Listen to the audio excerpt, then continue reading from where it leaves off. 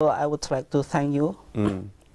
And in this episode, we are going to deal with the longest surah in the Quran, that is Surah Al-Baqarah. We sometimes translate this surah as the core.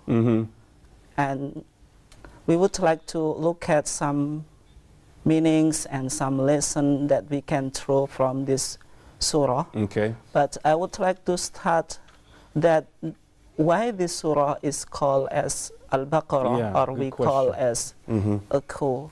Because if you look at the main point that is discussed in the surah, you will find the story of the core, in which there is story in the time of the people of Israel.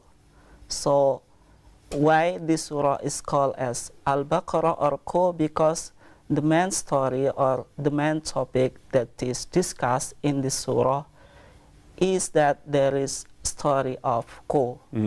So this is the main topic. That is why this surah is called as the core. And if you look at this surah, whether it is Madani or whether it is Makki, the term Madani and Makki is the term used in the sciences of the Quran.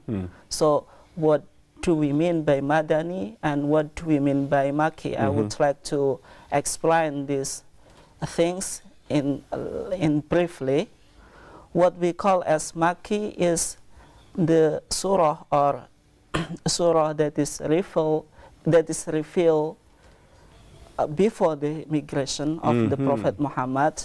But when we call Madani, that is surah that were revealed after the migration.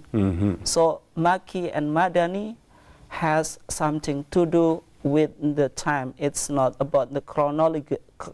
It's not about the chronological or about geographical term. Geographical, okay.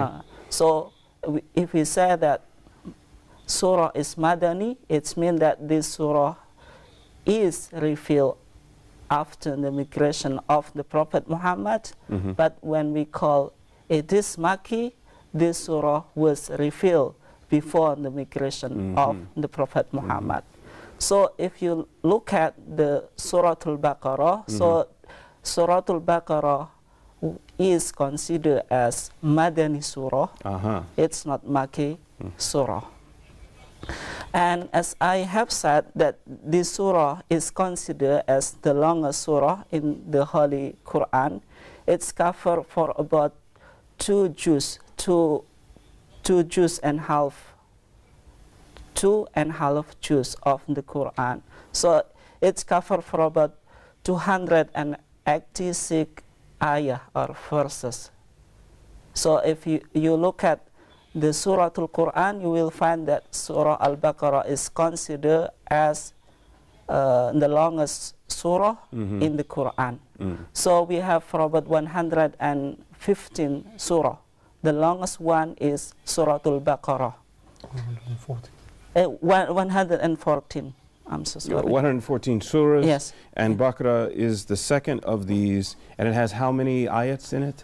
For about 286. 286. Yes. So that's quite long. Yes.